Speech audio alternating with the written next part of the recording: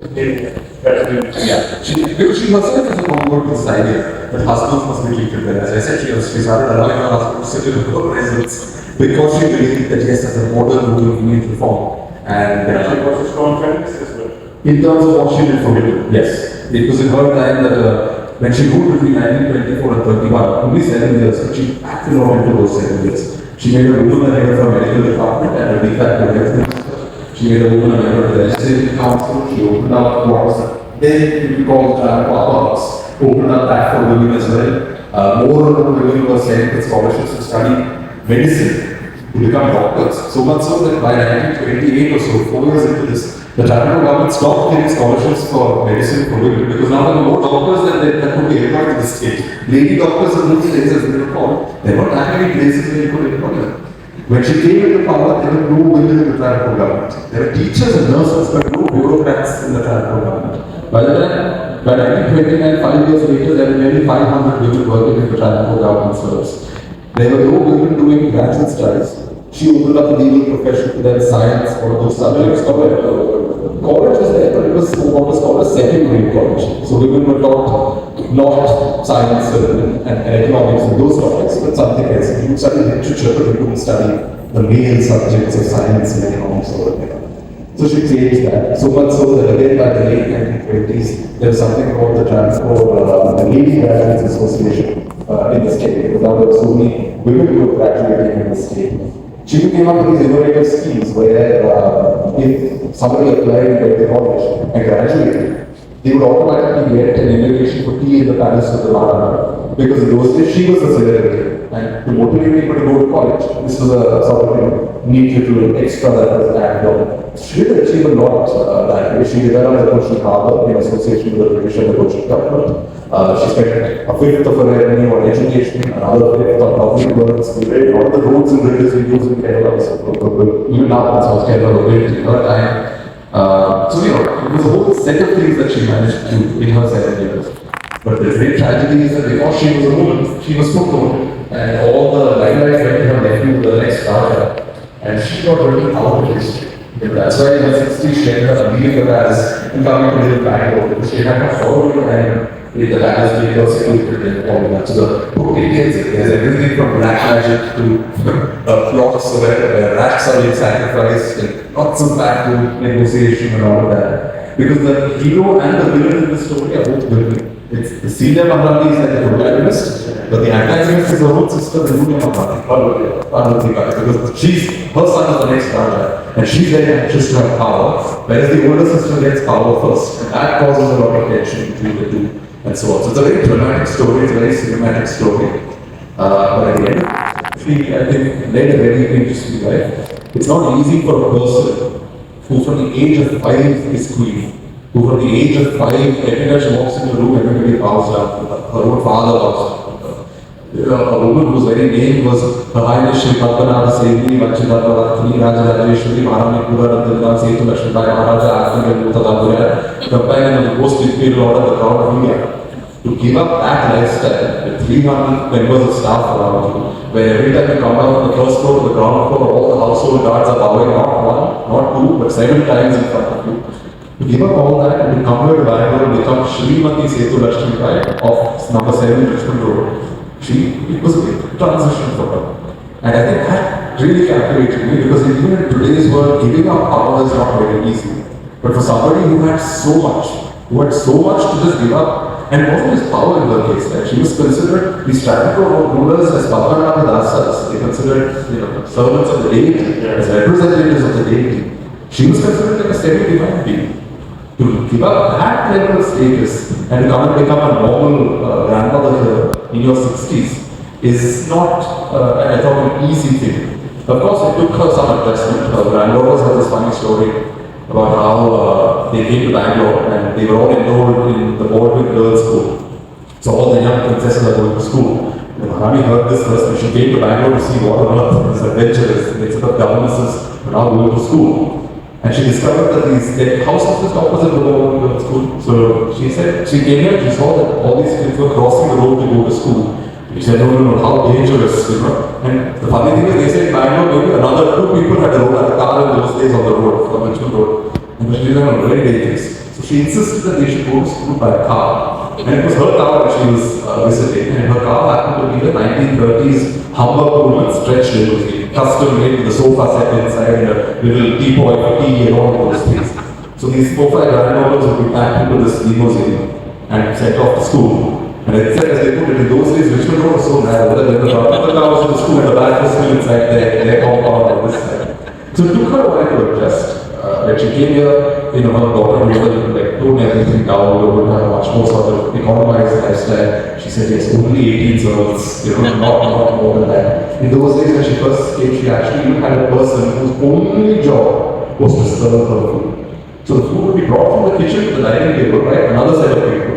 But to lift that bowl and to serve it into her plate, there was a lady whose job was just that. But all of that was so earlier, the Brahmins would cook her food. Eventually, within about 5-6 years, that system ended. She was accepting of the fact that non-Brahmins may also cook her food. By the end of it, all of these people sort of vanished. A lot of financial changes also took place because India was going through socialist phase. So a lot of wealth taxes were slapped on families like this. The Privy Purses were ended in the 70s. She ended up selling her car, this fancy car that she had to be sold. The number of staff obviously went down. All of that happened. She accepted a lot of that with great grace.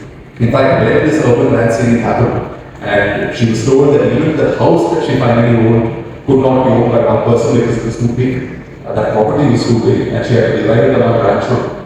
There's a bit where somebody visited her and she said, once I had a kingdom, but then that was lost because the junior Rani's son took over. Then I thought I had my palace, but that was lost too because the junior Rani's family claimed that only the Maharaja owned property belonging to the royal family. So her whole palace was taken away from her. Then she said, I thought I had this house, but now I can only say I had this food. Because that's what her life was by the end of it, just that one small room in a bungalow on Richmond Road, and never going out, not seeing too many people, living that kind of life. So I thought that was a sensational kind of story from where she was to where she ended up. And we cremated the Wilson Garden electric record like anybody's grandmother. From somebody who had 21 months salute, who anywhere she went, people went down at her feet, that kind of stature, and then becoming nobody for all practical purposes. It was tragic, but it was also, for me as a researcher, a very interesting story to uncover. Also to understand her own mind, to understand how people navigate challenges like this. Human beings, what makes us human is our resilience also sometimes. And I think that story of resilience I found very interesting. And a very long answer, I'm very sorry. But the final bit I tell is that sometimes when I read this, people think that, she's some tragic figure and she's nothing left by the end of it. Remember daughters when I had her, that's how the succession goes forward. She fell in love with a Parsi boy, and she decided, I want to marry this Parsi boy. Most people in the family was married. Outside in this royal family, you can't marry outside this close circle of Panchayats as they call it. But Maharani was the first person to say, no, look, I've seen what the palace does. I've seen what power, money, wealth, status can do to you. It can rip whole families apart. But Junior Rani was her sister, but the two of them fell out over power and authority and money. So she said, if this makes Radhika happy, let this just be the case, let her marry whoever makes her happy. So she invited this boy, Tosha Horvesti, to her room. This is just a year before her death. She's really bedridden and old.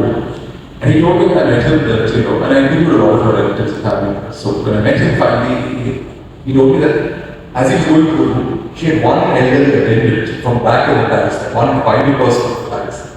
And this person told him, look, when you see the Maharani, you have to bow. Back in the day, 7 times. No need for 7 now, things have changed. Modern times. So one, of course, like, but how do you bow? It's not a namaste. Imagine you're diving into a swimming pool, and if you go all the way to the floor and come back. Tosha said, I know. Tosha's a Parsi, raised in back of 23 or 24-year-old man. He said, no, I never bow to anyone. I'm not going to do it. So he enters the room and he doesn't bow. And these attendants standing back start smacking the back of his head. How do we get to the presence of the Maharani? And he just turns around and says, stop right now, and makes a bit of a scene. And he says, this woman sitting at that 4-poster bed in the Mosquito Hotel. All she does is she raises her hand and flicks it. And he doesn't understand how those attendants just vanish in the clinic. He was like, this was the most commanding woman I've seen in my life. Even in her most decrepit, elderly, final stage months of her life, all she could do was flick her hand like that, and people got the message and they would get out of her way. She asked him to sit down. He said, I'm sorry, I didn't bow. I only bowed to God and my father. He said, that's fine, I respect that. I had a full conversation with him on what he did, and what his family did, what his prospects were, all of that. Finally blessed him and said, that's fine, you can marry now, I have no objections from me. And then again, that old barrister, that somehow from thin air she produces a gold coin. Because back in the day, anyone who went to see her would receive a gold coin and they left. And again, he said, I don't want a gold coin, I just want your blessings. That was that. So even in those reduced circumstances, even with her palace taken away, much of her wealth taken away, her car being stolen, even when, the family moved off to Bangalore, so when they got some of their share of property and palaces or whatever in Trivandrum, to pack the antiques and furniture, what do you do in modern houses? You can't come and store all that in the modern house. So she actually saw a lot of her things being auctioned as well, both in Trivandrum and in her garden in Bangalore. Just imagine a former queen who had elephants and limousines and all that sitting in her window, seeing all her chandeliers and her vases and things like that made out in her garden, and strangers coming and taking pieces off, and just, that's the end. Her whole car was like that. She went through all of that. But even then, in the end, she was not some tragic figure. There was something about her innately, I think from the fact that she was a queen at the age of 5, that made her have that bearing and composure all the way to the end. And I think that showed. And there was some kind of triumph in that, even at the end, that she held her head high with dignity, even, in the worst of circumstances. Great. We can expect. When the book comes out in November, 25th is the date. Games will come on Wednesday, because that's when I'm allowed to announce the title of the book to their social media. But according to the book, that will be cancelled because it will upset people on the left, it will upset people on the right. And then at the end of it, my history career will be over with this book, and I retire to my village in Kerala and become a farmer. So that is the glimpse I'm giving you right now. Exciting, yeah. And it's excuse noted that the reason why I didn't make a first pick was for the reason that it's so boring and no one will read it. But I got Karnataka history, and what interested me in history was the mystics, the stories, the curses. Do you think you never do a book? Because our history, as you said, India is vast, and we have kingdoms, Rajasthan especially, where you have these mystic castles, and they have their own folklore.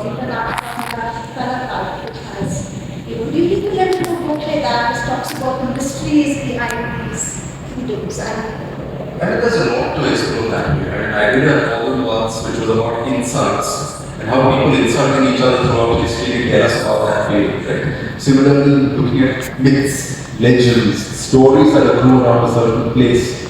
I was recently in Gwalior and the guide was taking Manu through this place. He was spewing absolute nonsense. Like, oh, this is where such and such a Rani sat, and this is where, and there's a low beam or something. And they're like, this was placed here, so when invaders came, they knocked their head off. And I was like, anybody can see it from a distance. The invaders are also idiots to come and knock their head off on a low beam. And people living there also can knock their head off. That doesn't make any sense. It's just, these are random stories that accrue to it. But yes, there's a lot of mythology, there's a lot of actually interesting old history that exists around places, around individuals. You're right, there is a good book to be written around that. In fact, there's a book to be written around insults alone. Just the amazing insults that people use. It was a very one of the first articles that I read of yours, because I told you the history that I'm interested in, the more of the history part of the history, or what went behind. I'm not interested in what I read, what they thought. But the problem is, what happened behind was all sometimes a bit naughty, and then if you write about it, people get upset also. You don't have to write it in action, you just write fiction. Yeah, go ahead. Just probably this will get into a long winding answer again, but very quickly on the statement you made about matriarchal societies. It's very surprising I haven't read enough, maybe you can just summarize it, to quite understand how is that while people in power were worshipped, women were worshipped, but how is that bureaucracy or actual positions where power was beheld, there were a lot of women. So it wasn't matriarchal, it was matrilineal, which is that the lineage went through women. And women ruled when they were the main player. So the male heir is a child, then the eldest woman. Yet, I wouldn't say that the matrimonial system was equal. It was just less unfair compared to the patriarchal system. Because property passed through women, women were still in the domestic sphere, but they had greater control over the household. They had control, greater say in family matters. To deal with the outside world, it's still the men who stepped out and actually did it. But the women still managed to have a say. Even the last Raja of Rajako, he was the last Raja. He was the one whose face was all the coins and the documents of the state. But in reality, he was controlled entirely by his mother. He was purely puppet in the hands of his mother. All his 90 or odd years of ruling. So often, with women, even in matrimonial societies, you look in the gaps in history, the silences of the record, in actually to identify them as opposed to what's actually obvious from the record itself. But even at an everyday level, women, I think, even in rural Kerala to this day, there is a certain kind of quality that comes from being reared in a kind of culture where women have been able to assert their voice. Maybe not always in equal ways. Maybe spheres are still different. But they were able to assert their voices from the sphere that was demarcated for them. Hi, I'm Amalia. And I have a question because I'm very interested in taking up history. What inspired you to write the Ivory Throne?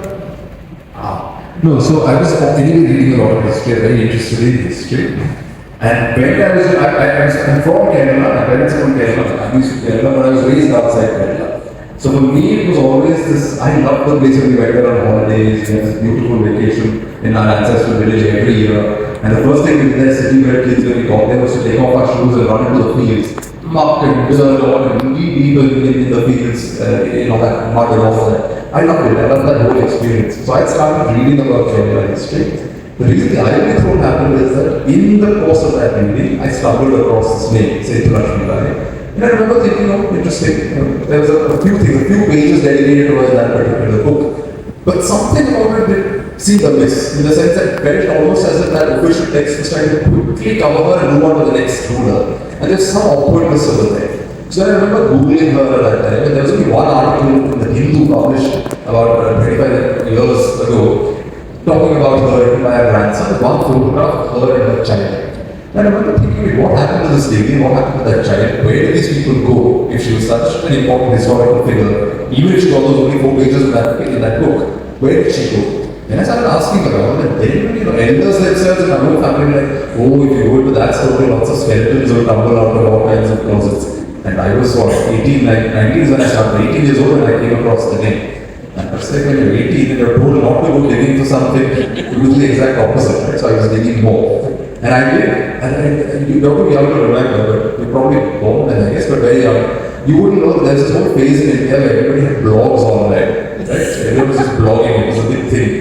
And I had this blog which I thought maybe 3 people did. And one of them was, 2 of them was my parents and maybe one was my best friend. And only those 3 people read is what I thought. And I wrote a blog post saying I came across this person, it's very interesting, like, blah, blah, blah.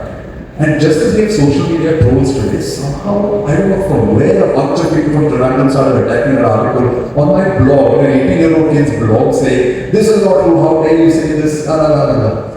And that really got me excited. I was like, forget the abuse. Clearly, I've touched something sensitive here and people are getting so upset on an 18-year-old's blog. So then I started seriously looking into the story, and then it took a life of its own. In some ways, I keep saying that the 19-year-old who went in was not the 25-year-old who emerged with the publication of the book. The book also changed me in many ways. I wrote the book, yes, but in some ways the book wrote me and the person I became at the end of the process. Sometimes that happens in life. Things take a life of their own, and you are in some ways the instrument through which that is happening, rather than the person in control and in charge. Rajvi, thank you so much for what about the evening doing it for us. Question is, has the loss of monarchy made history not so interesting for historians? No, because our politicians still behave like monarchs.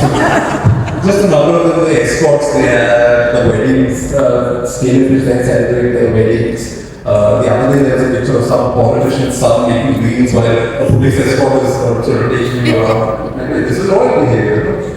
The thing is, human beings, once they have power, behave in certain ways. I think it's almost coded in our DNA. Democracy is a good idea, but for most part it's a good idea. In practice, there is no 100% democracy.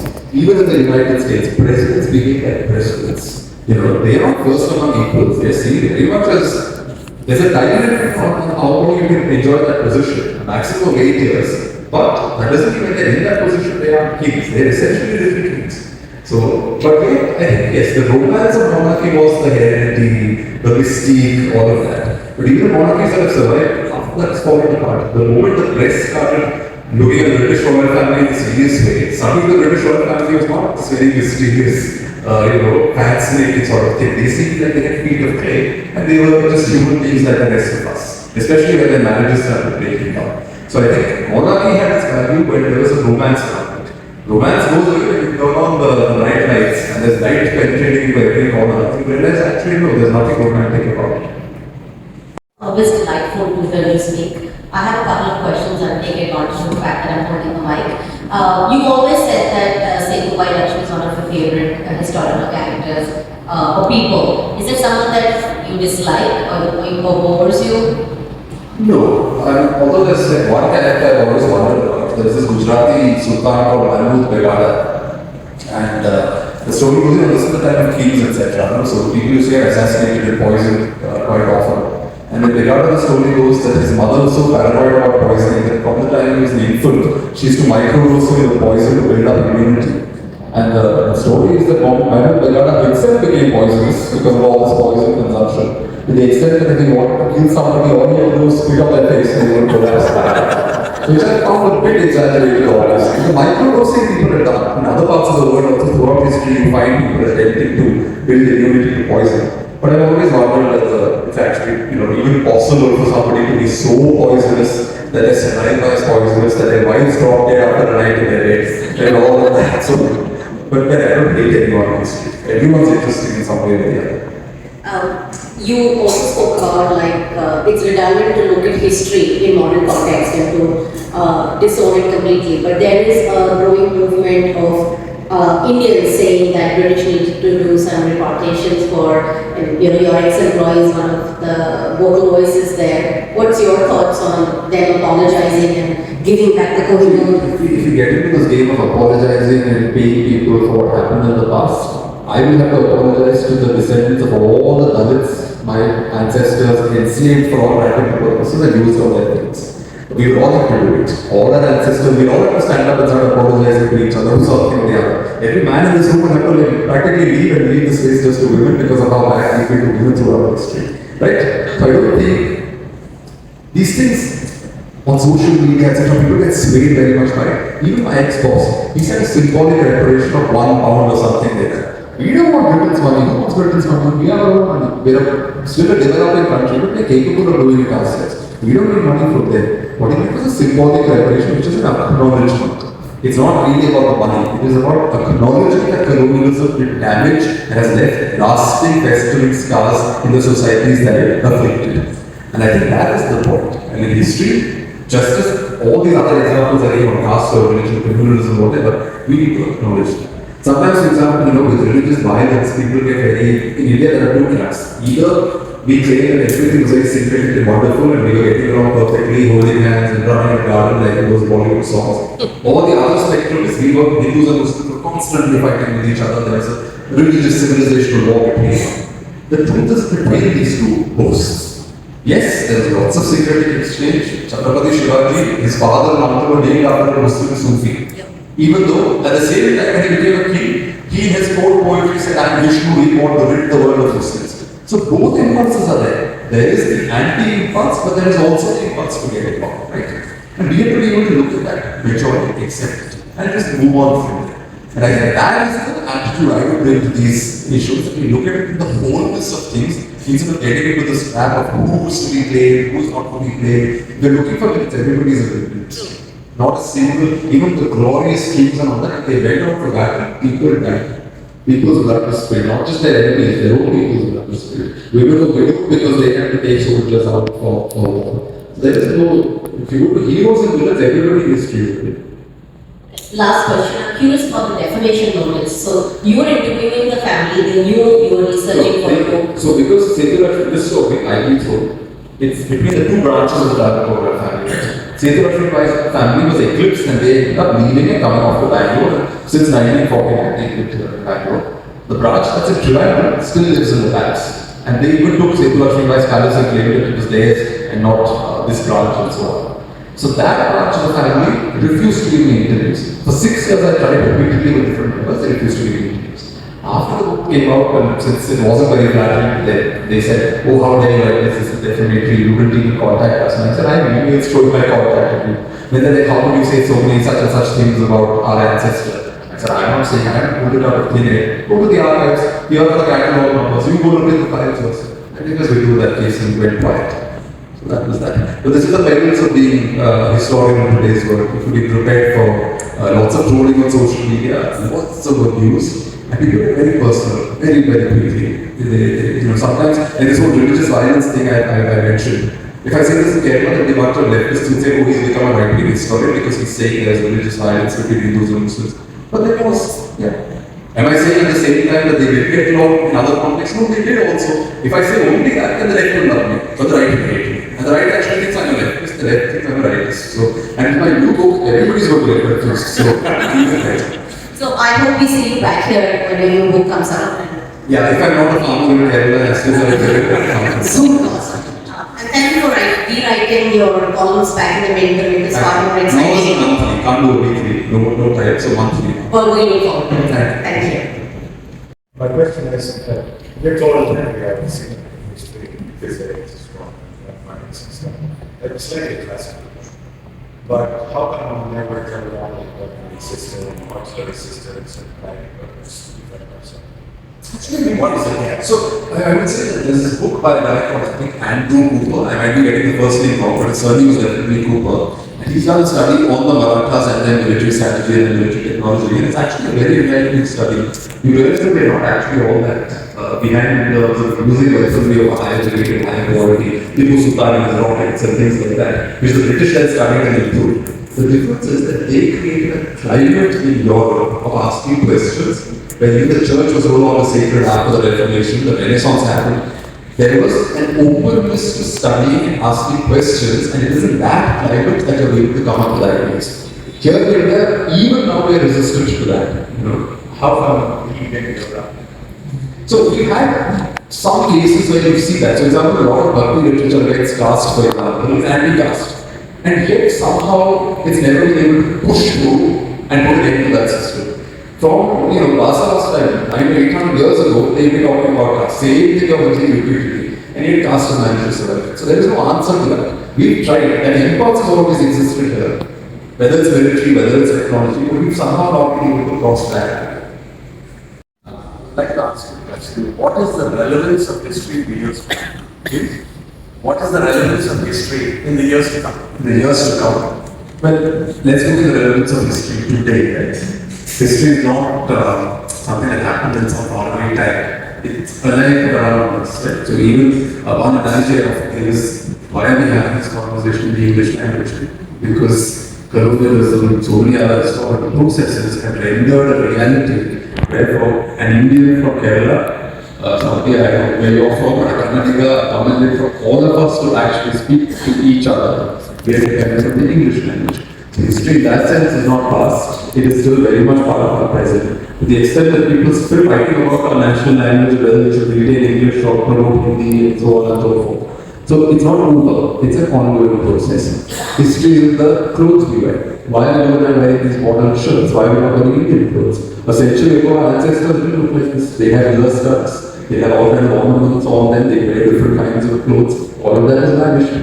And history is what explains the state, therefore, of our present. And when I say present, it's the languages we speak, the shape of our religion, the shape of our clothes, the way our cities are, the way our political system is structured, the way the nation is imagined, the way power is exercised. Everything in the present is shaped by history. And precisely for that reason, if you don't understand how we reach the present, we are not going to be able to figure out how the future takes shape. That's why people fight over history in the present, because we have to define the past in a certain way in order to shape a certain future.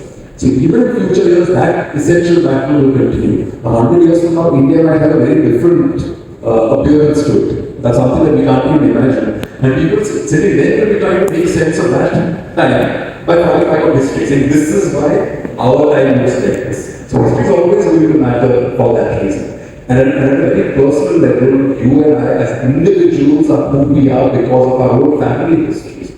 You know, I give this example. My father's side has a certain kind of history, and we were introduced to reading. My maternal grandfather go to London, things like that. So there's a very different exposure there. But my father's father was a farmer in Kerala.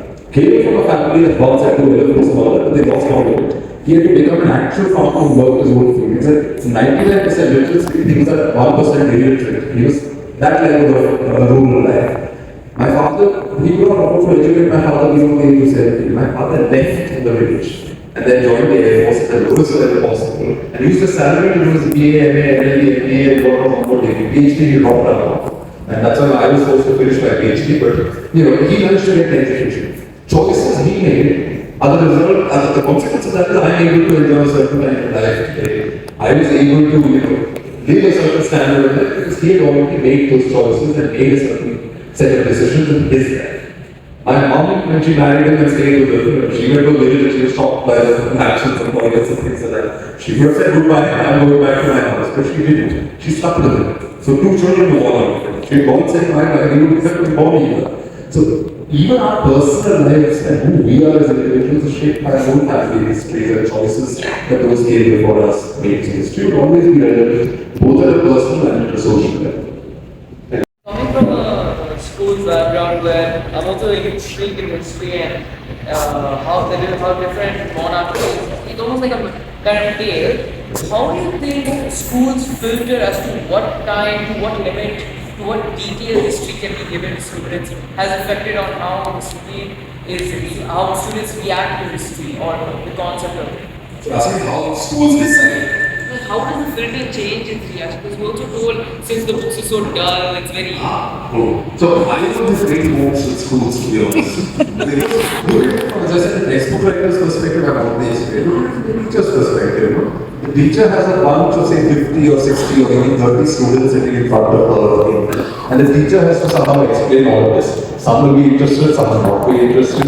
There are social priorities. We live in a country where engineering is considered the god of all things, and everybody is oriented towards that. So the maths teacher's status is therefore higher in the school than the history teacher's status. So they are also working under certain pressures. So I think the classroom is where they happen. That's why I said the habit that needs to be inculcated is just reading. You empower a person. It's an old saying, you know, you give a person a fish, they can eat for a day. You teach them the fish and you make them self-sufficient for life. Right? It's the same principle.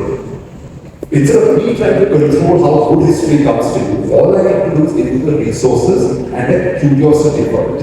And that can be generated in the classroom. Cultivate the habit of reading. Involve students in your lectures. Pose questions to them so the students aren't being taught at. They are part of that dialogue and it becomes a dialoguing process. You do a few things like that, and that becomes a lifelong habit for students. It just becomes, reading becomes a thing for you. Start consuming knowledge outside of your textbooks. That's what I used to do. I used to read books that were not my textbook. That's how I formed a love for history, because I was reading other things. But the core was what? The habit of reading itself. So I think if you have equipped students with a few things, whether students would themselves be able to negotiate that. I'm not a believer in this old-fashioned, we must give everything from above the people mentality. I think you just need to create circumstances in which those who are interested are able to do what they need to do. We have a question from Mr. To include the map of the Maratha Empire as you can see on the TV. And now you are also telling us the same thing that the Marathas ruled the whole of India. And I believe that you also believe the same. You know, the Marathas are a very fascinating case. In some ways, it's very limiting that the obsession. I'm from Maharashtra, so I live in Maharashtra, I grew up there. People are fascinated by Chhatrapati Shivaji, and there is to a level where they ignore the rest of the Maratha history. Actually, in the 18th century, there are figures like Maharji Sindhya. Maharji Sindhya was one who protected even the Mughal emperor in Delhi. When the Mughal emperor gets besieged by the enemies, it's Maharji Sindhya who goes and relieves the siege. So, you know, later Marathas in the 18th century could be fabulous, fascinating things. Whether it's the Sindhya, the whole person, Tanjavur branch of the Marathas. In the early 19th century, a scholar called Indra Vishwanath was working on a biography. Sarfoji, the second of Tanjavur, in the 1800s, was dead around 1830-31, or late 1830s. This man had very little power because the British had come by then, but he had huge financial resources. He sets up schools. He tries to get modern science, Copernican science, astronomy, etc., translated into Tamil Guruvandis and put out his plays for his local students here. He's playing the role of a translator and getting Western science to Indian students in a format that they can understand in their own mother tongues. It's just fascinating things happening, fascinating intellectual exercises taking place. But nobody even goes into those stories because we're just so obsessed with that early phase that we forget that the later phase is also equally interesting. I think someday I might do a book of Marathas. I can read Marathi, so a lot of the documents are old Modi script. That I need to learn. But if I manage to do that, then someday I can do a book of the later Marathas. Because of course. Our history books don't mention Marathas in India. Yeah. Like, it's Mughals only there, then the British East India period. But you got four Anglo-Maratha wars, and because Marathas and the British East India Company. Yeah. For all practical reasons, the last major power that it displaced in India was the Marathas. But the reason the Mughals get the credit right to 1858 is that the Mughal emperor remained the formal sovereign of India right to 1858. So even the Marathas used to get, yes, in a very symbolic way, even the Marathas maintained the rural emperor as the formal sort of sovereign of India. To the extent that in Kerala, which was never ruled by the Mughals, there was this ruler called Swatantra born in 1813. His mother was like, oh, let's write to the Mughal emperor and get a certificate of validation for his title as Maharaja in Kerala. Because the Mughal emperor's symbolic authority was that high. And the British also therefore were obsessed with that symbolic authority of the Mughals. So after they defeated the Marathas, the British became so-called protectors of the Mughal emperor and maintained the Mughal emperor to the 1857 period. That's why, on technical terms, they say, oh, the Mughal emperor was the last sort of ruler to be toppled by the British in 1858. And Mughal accountants had to go.